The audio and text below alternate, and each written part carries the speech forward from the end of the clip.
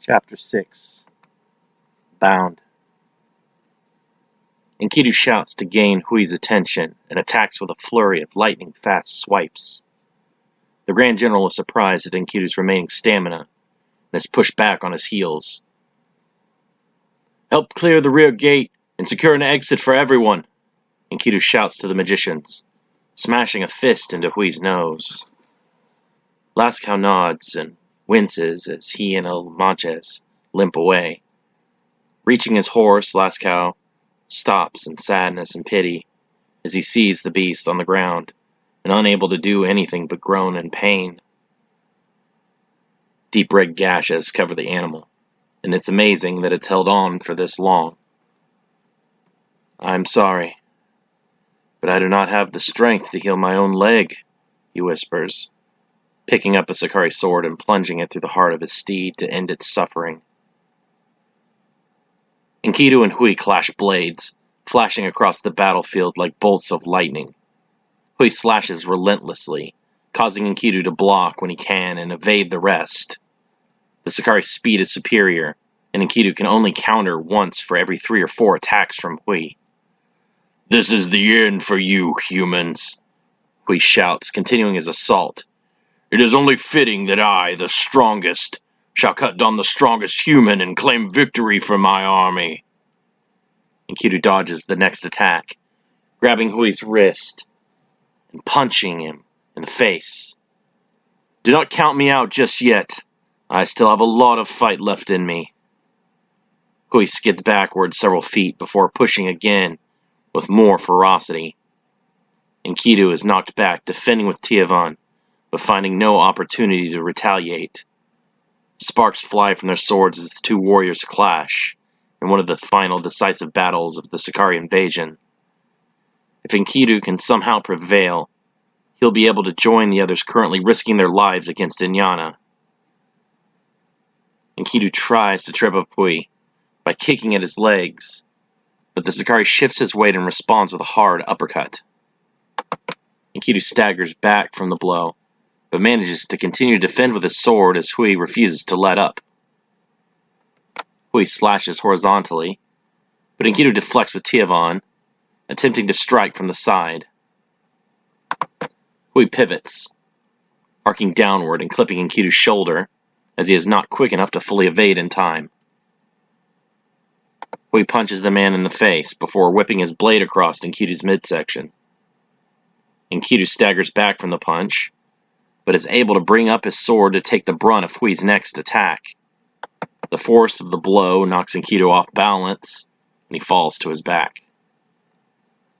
Seeing an opportunity to end the battle, Hui stabs downward to impale Enkidu, but the man rolls to his side and manages to slash through Hui's left calf with his sword. Hui drops to a knee, giving Enkidu the chance to rise to his feet and deliver a solid knee to the face, before attempting to run Tiavan straight through the Sakari's chest. Hui slaps Enkidu's wrist, hitting his forearms with his other hand, and twisting his appendage up into a painful armbar. Enkidu fights against the pressure, elbowing Hui in the face hard enough to make him break his hold.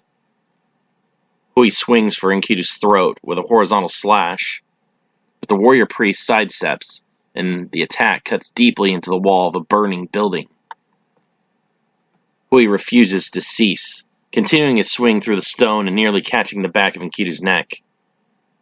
Enkidu dives forward and rolls, Hui still in pursuit. The two continue to slash at each other as they run, their moves so fast that few of those nearby can even keep up with their eyes. A line of blood explodes from Enkidu's right shoulder, then from Hui's cheek. Still their fight continues. Blood sprays out from Enkidu's thigh and Hui's forearm. Neither fighter shows any signs of stopping. Hui feels the integrity of his sword beginning to deteriorate, and knows that it will not last much longer against a Yazdan diamond blade. "Damn this human," Hui curses. "How dare he make a fool out of me? I am the greatest warrior that has ever come to power in the world. This monkey is nothing but trash compared to me." The Grand General attacks more furiously, pushing Enkidu back with a sudden burst of determination. Blood splatters from all over Enkidu's body, yet he continues to fight. As Hui lunges for a stabbing blow, Enkidu throws all of his remaining strength behind a diagonal slash that cuts through Hui's sword and carves a line of red from the Sakari's left collar down to his opposite hip. "Impossible," Hui coughs, staggering back. Blood drools from the Sakari's lips as he stares at his broken sword in disbelief. Hui is caught by surprise, taking an uppercut to the kidney.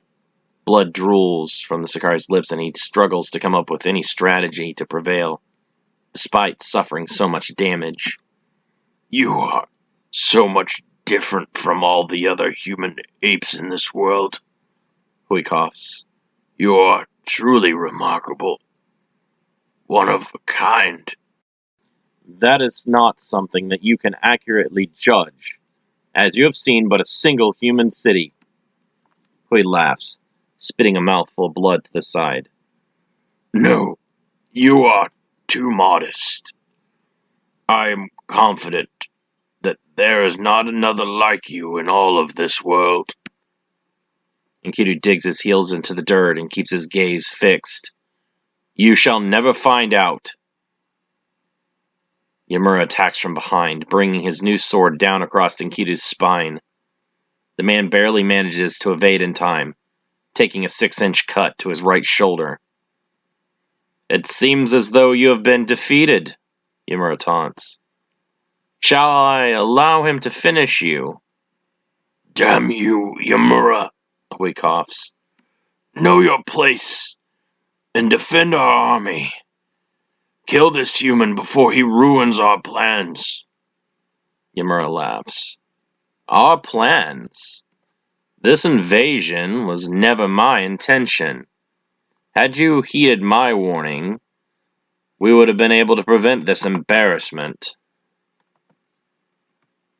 "You will pay for your betrayal, Yamura," Hui growls, trying to stand, but wincing in pain and holding his most severe of wounds. "I shall see to it that you are punished for the rest of your life." "That is only if you somehow manage to survive," Yamura says, standing over Hui. "That does not seem likely at this point, given the condition that you are in." Yamura turns to face Enkidu. "You and I have not yet finished our duel. Your skill is the most impressive that I have ever witnessed. Even at my best, I am not sure that I could defeat you alone." Enkidu cannot explain how the Sakari has managed to recover. He was sure that he delivered a fatal blow before. Nervously, he backs up to keep his eyes fixed upon both foes. He doesn't say a word, trying to focus only on the most subtle movements of his enemies. The man's body is weary, and his stamina should have reached zero long ago.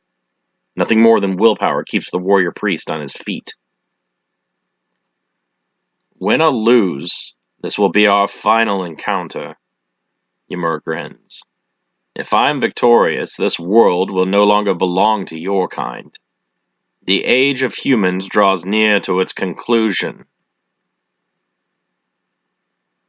Inyana throws her hands out, conjuring hurricane-force winds and sending them like a tunnel towards the magicians.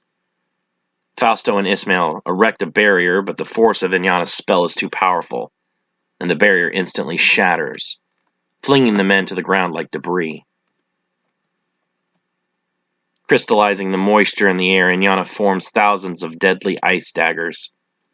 The Sakari throws her arms down, singing the daggers at her injured opponents. Fausto rolls over, raising a geyser of flame from the ground to destroy the ice. Inyana dodges the flames, but moves right into the path of chains summoned by Ismail. Wrapped up by the chains, Inyana struggles to break free. Neither magician has much stamina remaining, and Fausto is forced to summon more chains to support Ismail's, as Inyana successfully breaks several of the chains binding her. Releasing her remaining 4 ice crystals, Inyana absorbs their energy, to give herself a sudden boost of strength to shatter the chains binding her. She tries to stand, but is too weakened and stumbles, nearly falling over. Depleted to less than a tenth of her full power, Inyana is truly worried for the first time that she can remember. Fausto attempts to conjure more binding chains, but discovers to his horror that he does not have the strength to successfully spellcast any longer. "You have hurt me far more than I would have ever thought possible," Inyana says. She reforms the wind magic around her hands and manifests rapidly spinning blades. "It is over now for the both of you. Die in peace knowing that you have fought hard all the way until the end." Ismail stands to join Fausto's side. "This does not bode well for us. We must continue to stall for time, until Enkidu and the others are able to defeat her generals." "And if they fall?" Ismail asks with concern. "Then it matters not what we do, for we will all perish shortly." Inyana throws her arms out, releasing her wind energy in a massive tornado. Ismail drops into a crouch, placing his palms to the earth and using magic to alter the ground and shift the Sakari upwards so that her attack passes safely overhead. Inyana remains unfazed, immediately leaping down towards the magician, while simultaneously conjuring a blade of wind in her hands. As Inyana is about to impale her foe, Fausto manages to knock her aside with a conjured stone fist. "You damn nuisances!" Inyana growls, crawling to her feet. "You are too weak to stop me, but just strong enough to be annoying." Fausto drops to a knee, struggling for breath. "I cannot keep this up. I can already feel my spells taking from my life energy, now that my stamina has fully depleted. The next spell I cast could very well be my last." Ismail erects a stone barrier to shield the men from Inyana, but she easily breaks through the wall and grabs the tired magician by the throat. "You have lasted far longer than I could have ever imagined possible." Her grip tightens, causing the man to claw at her hands desperately as he chokes. "But there will be no more miracles for you this day.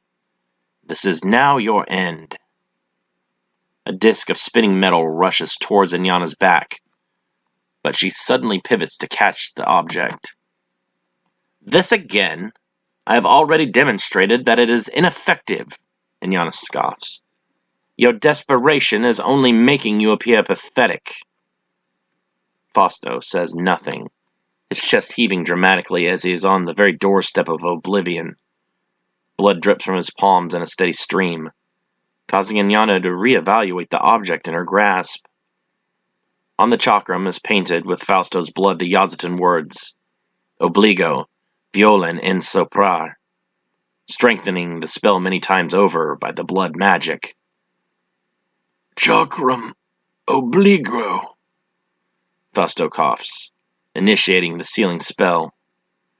Inyana releases Ismail and uses her other hand to attempt to break apart the chakram.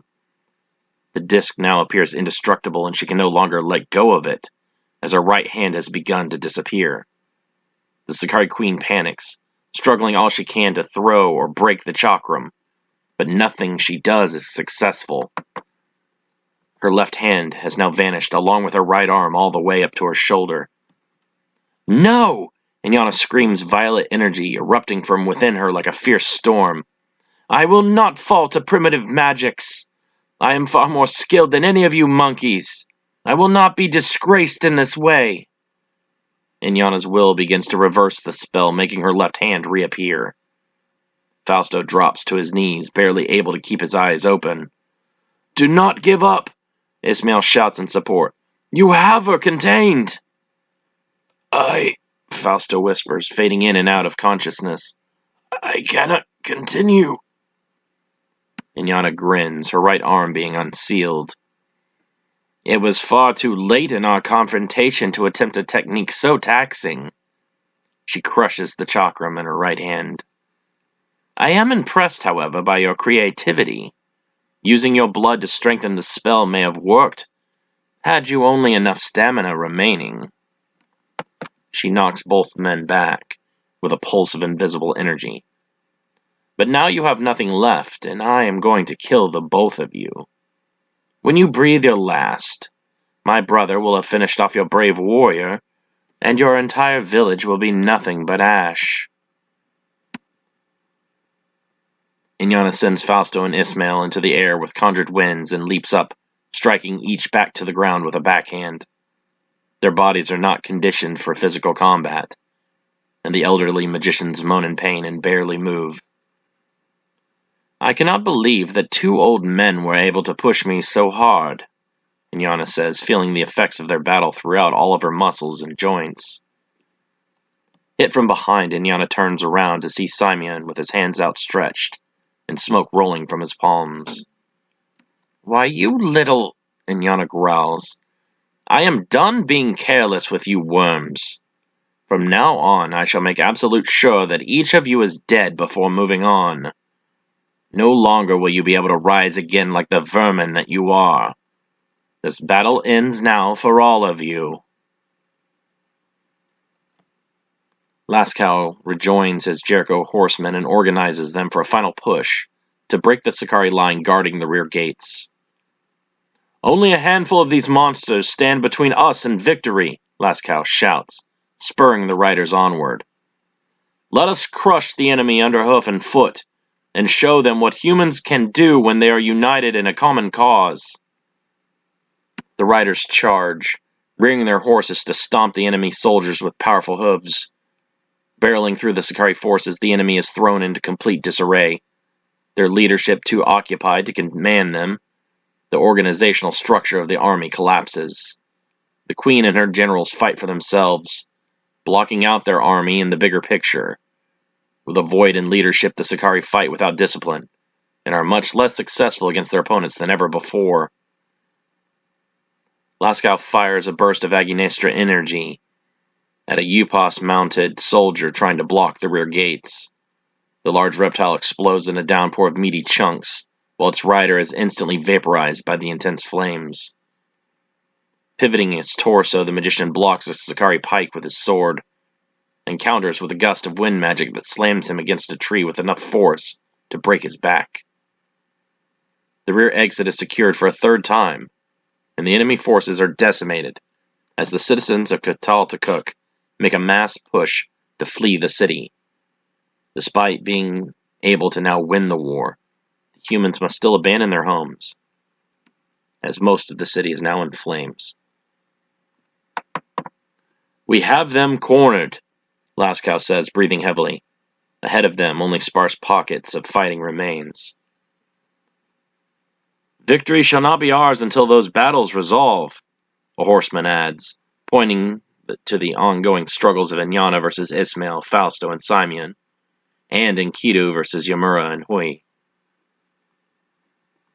"Then we shall do our part to keep the lower soldiers out of the fray and allow them to focus on their battles," Tannen says, picking up a Sicarii sword. Many more villagers are ushered out the gates by the horsemen, and they find refuge in the forests around the eastern portion of the city. Even though their numbers have dwindled, the Sicarii fight as viciously as ever and continue to claim the lives of less trained villagers. Lascaux resumes command of his horsemen, most of which are no longer mounted and fight on the ground as gifted swordsmen. "We came here to give aid to the people of Qatal-Takuk," Lascaux shouts. "Do not allow the enemy to steal away those lives that we have come to protect." A Sicarii attacks from the side, but Lascaux ducks low, elbowing the beast in the chest, before pivoting to cut into his neck several inches with his blade. Another Sicarii grabs him from behind, but the mage breaks the hold, thrusting his sword backwards to the soldier's gut. Lascaux leaps away, manifesting his bow and dropping half a dozen enemies with arrows of light. One of the higher-ranking soldiers still alive, a captain for General Gishbar's unit, named Dajjal, tries to organize his remaining troops.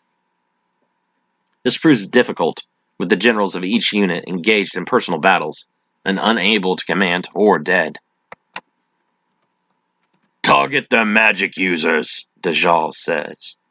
"Without their mages, they will not be able to close the doorway to our world."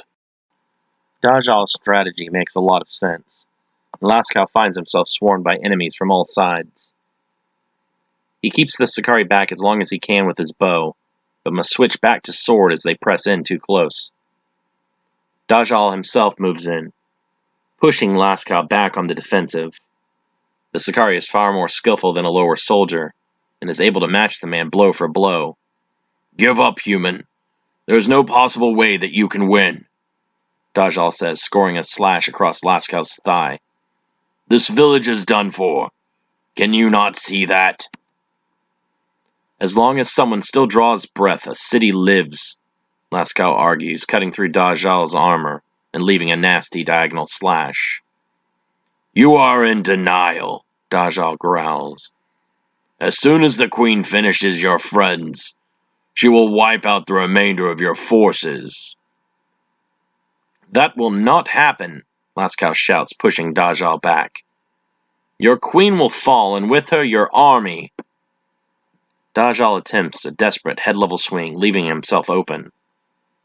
Lascaux conjures a light arrow in his hand, driving it up through the Sicarii's exposed ribs. Knowing his end is near, Dajal grabs Lascaux by the shoulders forcefully. "If I must die, I shall take you with me," Dajal growls, glowing with a bright red aura. Lascaux tries to break free, but cannot get away from Dajal's death grip. "Hibinastra!" Elamaches shouts, blasting the Sicarii with ice magic. Dajal's arms crystallize with ice, allowing Lascaux to break free by shattering them. Dajal stumbles back in shock, frozen nubs where his arms used to be. Before he can self-destruct, Elamaches freezes his entire body with another spell. "Thank you," Lascaux says, trying to catch his breath. Elamaches nods, pushing Dajal's frozen body over and shattering it into a million pieces. "I am just glad that I was not too late." Lascaux smiles. "As am I. How fare the others?" Enkidu still fights the two remaining generals, and Inyana is being held off by Fausto and Ismail. But they will not last much longer. Inyana is far too powerful for any of us. I am sure they are all too aware that they cannot defeat Inyana. They are merely keeping her busy. We must finish our task and evacuate the rest of this city, so that we may help them seal away the officers.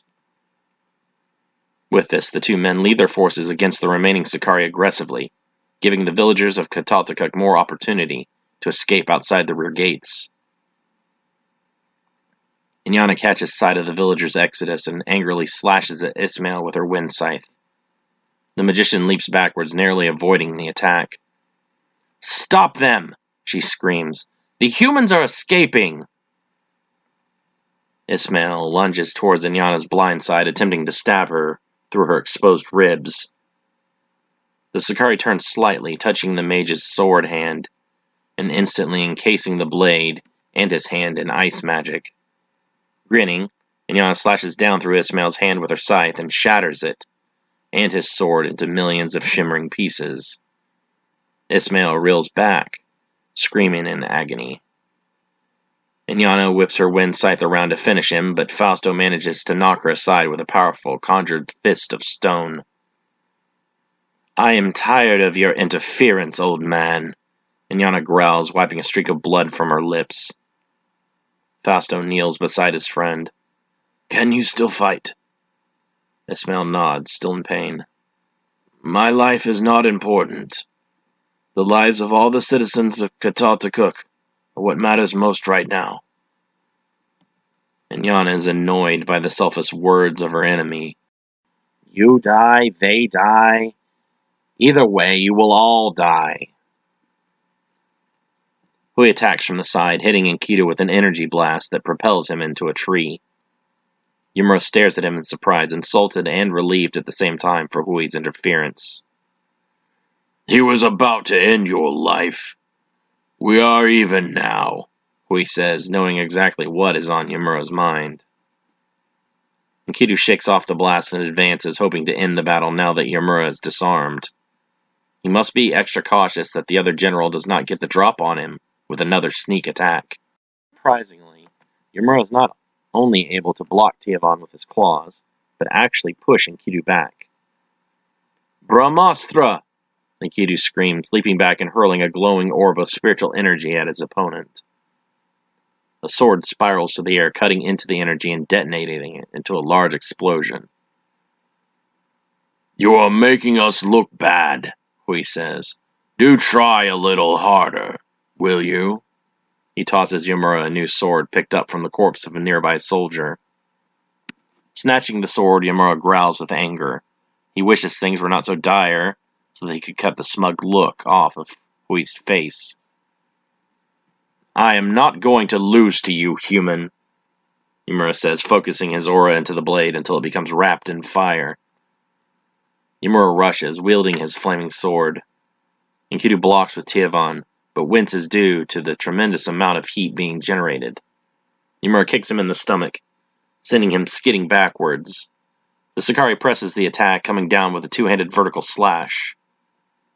Enkidu raises his sword in defense and is driven to a knee upon impact. He pushes Yamura off him and tries to connect with a horizontal slash, but the Sakari quickly manages to block with his sword. I believe our swordsmanship skill is evenly matched, demon, Enkidu admits. You are truly skilled. Yamura maintains his concentration, watching his opponent carefully for any openings. Without warning, he lunges, attempting a stab at Enkidu's heart. Enkidu whips Tiavan around to deflect the strike, sparks leaping from their clash. Yamura spins, using his momentum to bring the sword around for a head-level slash. Enkidu ducks, swiping at the Sakari's feet. Backflipping, Yamura evades the attack, but Enkidu rushes him without pause. As soon as Yamura's feet hit the ground, Enkidu's blade is on him. Yamura barely manages to bring his sword up in time, and the impact knocks him to the dirt. Basaya! Yamura shouts, throwing a hand out as he falls and releasing a pulse of black energy.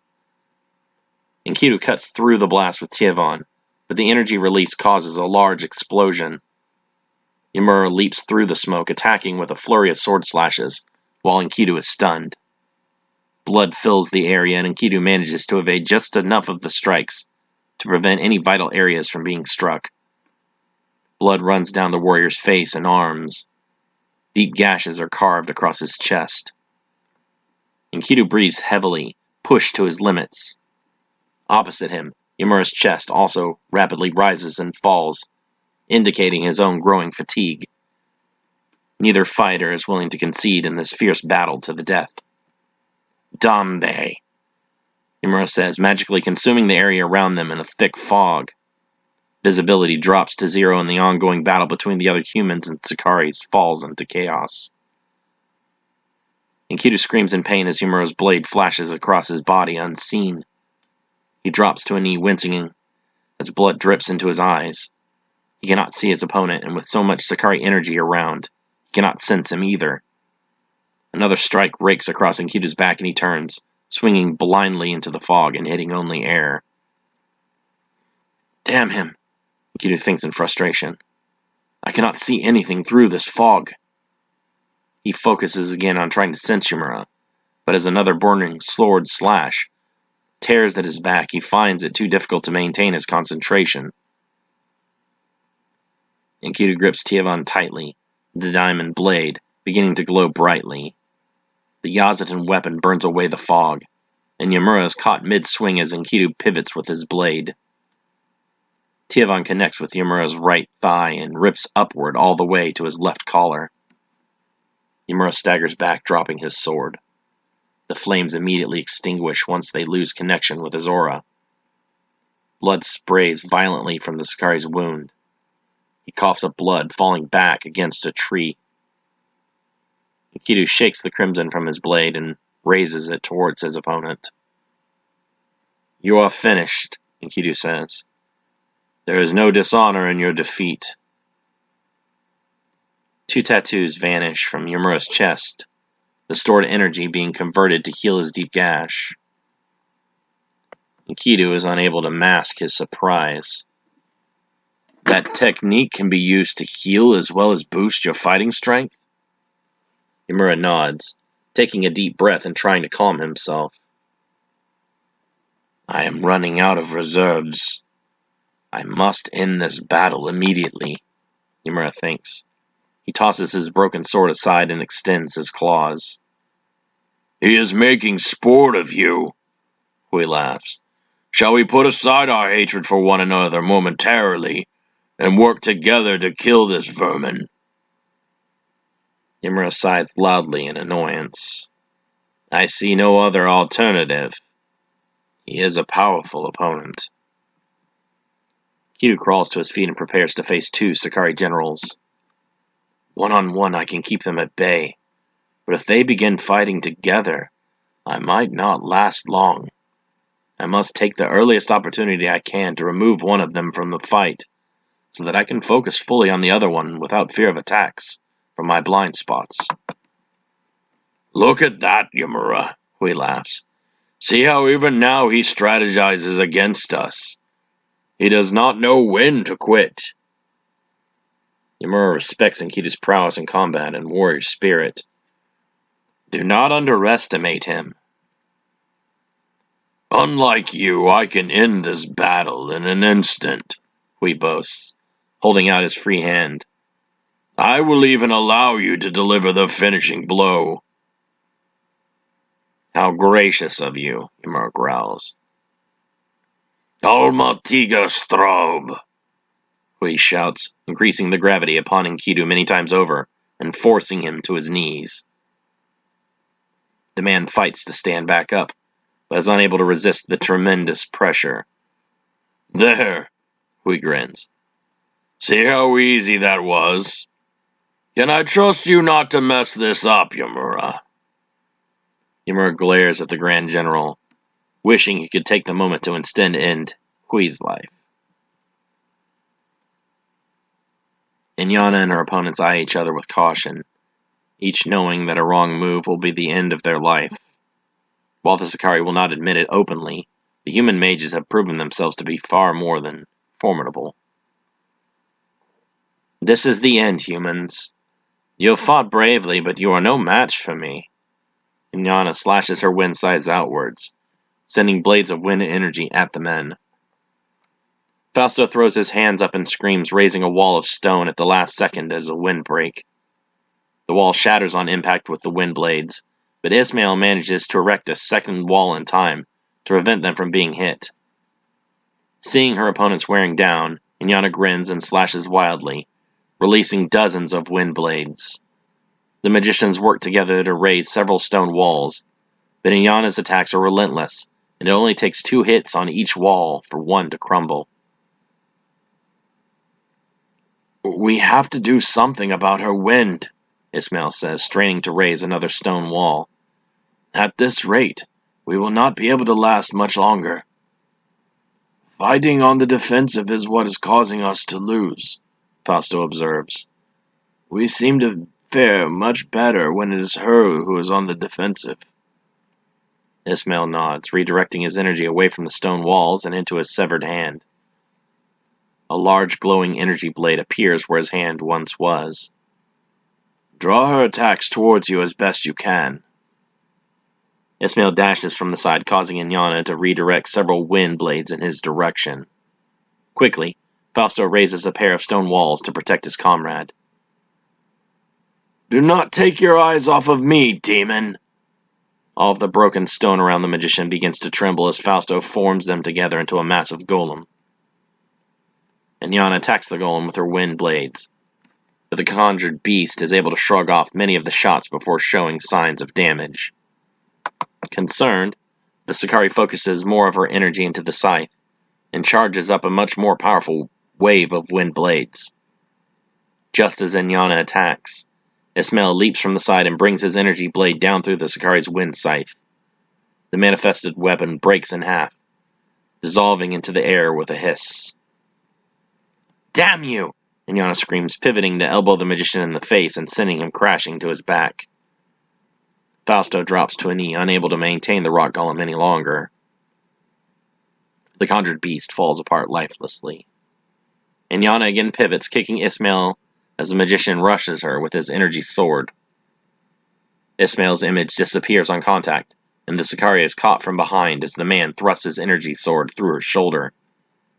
Inyana turns, bringing a hand down to shatter the sword and knock Ismail back with a gust of magical wind. 2 Kataltakuk villagers rush her from the sides. Blades flash towards Inyana, but she manages to evade the strikes and cut the men down with her claws. An archer releases an arrow that pierces Inyana through the leg and drops her to a knee. The Sicarii howls with equal pain and fury, breaking the arrow and sending the pieces back through the archer's eyes, with another gust of magical wind. Ismail attacks again with another spear, forcing Inyana to leap away in evasion just as the weapon comes down on her. She lands, immediately dropping to her knee in pain. She glances at her attackers with hatred. The Sicarii Queen is furious that these humans are making a fool of her. Inyana's skill with magic is peerless, yet with so many attackers all around her, she is still at a serious disadvantage. Visualizing the magical symbols for wind, Inyana encircles her body with a shield of violently spinning current. 2 villagers attempt to attack her, but are repelled by her shield and thrown backwards. Ismail holds his hands out, trying to deconstruct her spell, but unable. He looks to Fausto and shakes his head.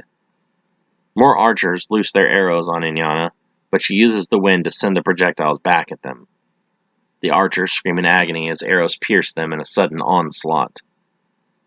Villagers writhe on the ground covered in blood and begging for mercy to no one in particular. Inyana throws a hand out, sending a tunnel of wind straight at Ismail. The man shouts out in surprise as the wind slams into his chest and sends him sprawling backwards.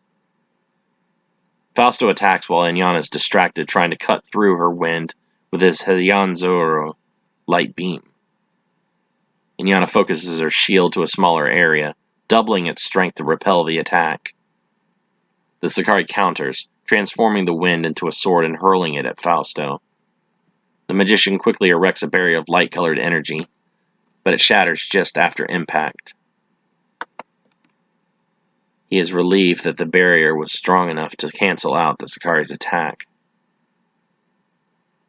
"You pests have aggravated me for long enough," Inyana growls. She summons more wind in the form of a sword in each hand. She elects to remain on the offensive. With one of her legs injured, she cannot maintain a defensive strategy for much longer. If she were to stay behind a protective barrier, she would eventually tire and be overwhelmed. Inyana rushes Fausto with a sword slash, and the magician again erects a barrier. Ismail attacks from behind, hitting Inyana with a burst of Agnestra fire. She pivots, slashing her sword at the magician and sending wind energy at him, like a crescent-shaped blade. Ismail erects a protective barrier and winces as the force nearly sends him tumbling back. His barrier manages to hold, and Inyana growls with frustration, leaping at him and coming down with her blades to shatter the barrier.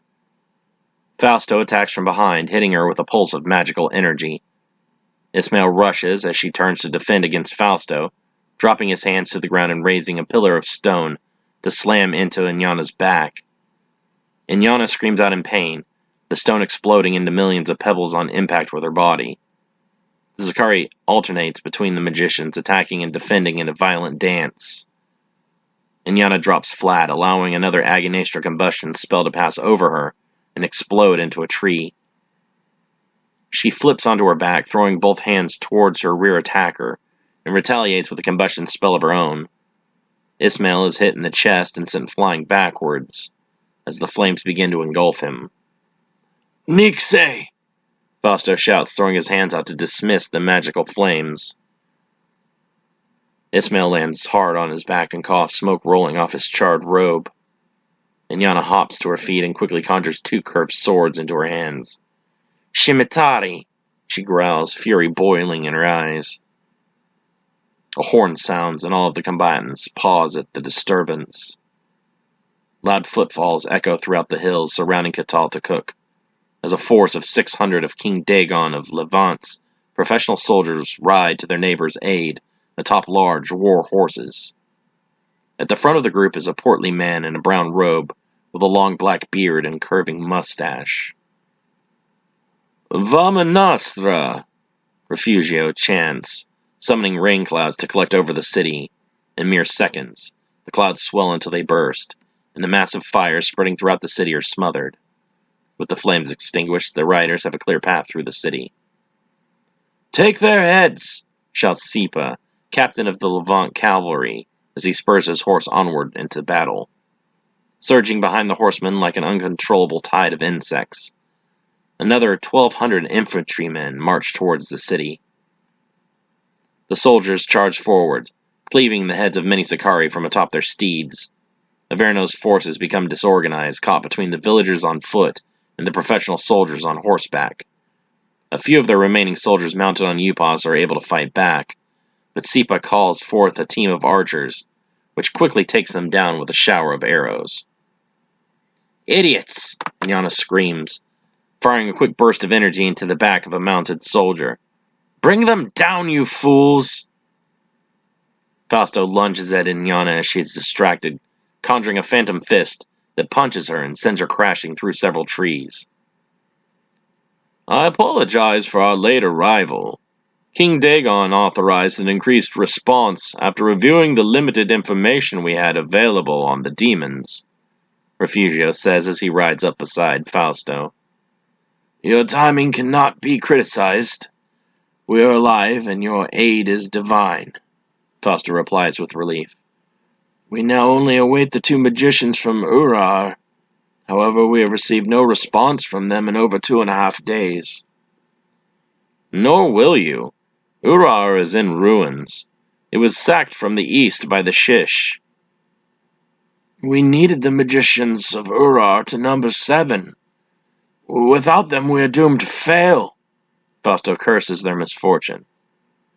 "Calm your emotions, friend," Refugio says, dodging the advance of a Upas-mounted Sicarii and leaving a trail of shimmering lights across the invader's back. The Sicarii explodes in bloody chunks without warning, or even being able to scream. "The magic of Levant is strong.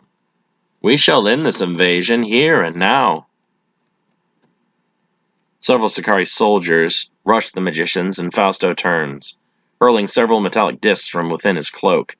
As soon as the discs hit the Sicarii in the chests, he chants quickly and traps their spirits inside. "Impressive. Did you come up with that yourself?" Refugio asks. Any new science or technology intrigues him. He constantly is absorbed in combining his knowledge and magic with the mysteries of the world.